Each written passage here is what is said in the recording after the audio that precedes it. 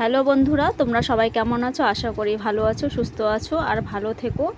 আজকে হলো সোমবার, শ্রাবণ মাসে তৃতীয় সোমবার। তো আমি রেডি হয়ে গেছি, আমি যাচ্ছি হচ্ছে আমাদের তপন রাধা গোবিন্দ মন্দিরে বাবার মাথায় জল ঢালতে।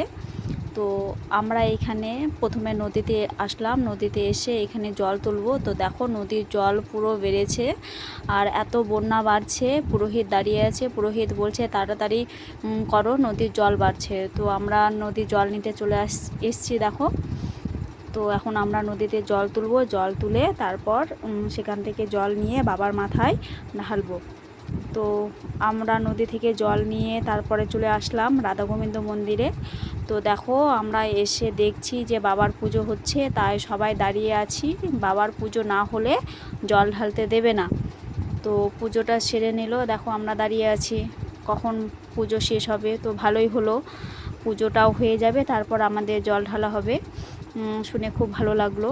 তো আমরা তার জন্য দাঁড়িয়ে আছি, তো একটু ওয়েট করছি। আর দেখো চারিদিকে কি বিদ্যুৎ চমকাচ্ছে আর এত বৃষ্টি, এত বৃষ্টি, পুরো তো ভিজেই গেছি। তো দেখো এবার পুরোহিত চলে গেছে পুজো করে, এবার এক এক করে সবাই জল ঢালছে। তো আমরাও ঢালবো। তো আমরা পিছনে দাঁড়িয়ে আছি, সবাই জল ঢালছে।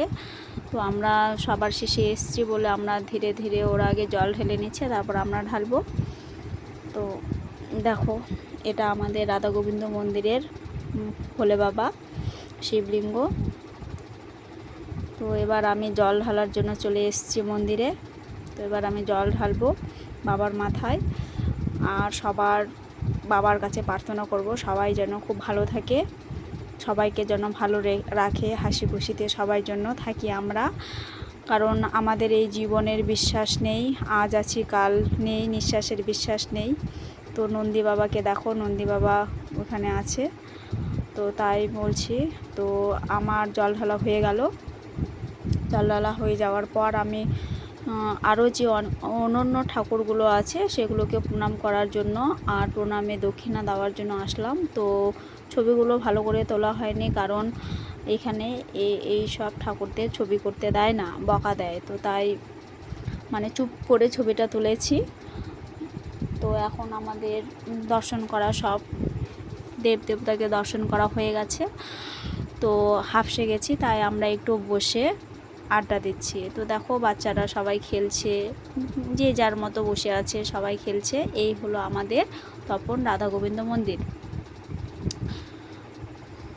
এই যে এটা পুরোটা দেখো, এটা আমাদের তপন রাধা গোবিন্দ মন্দির। তো আমরা এখন বাড়ি যাব। এই যে আমরা সবাই একসাথে এসছি, এখানে অনেকজন আছে, কাকিমা, বৌদি, ভাস্তি, সবাই মিলে আমরা এসছি। তো আমি এখানে সেলফি তোলার জন্য আসলাম।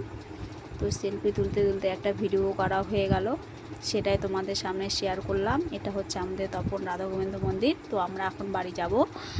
তো সবাই সুস্থ থেকো, ভালো থেকো, ঠাকুর যেন সবার মঙ্গল করে এই যে আমরা একসাথে হয়েছি, এখন আমরা বাড়ি যাব।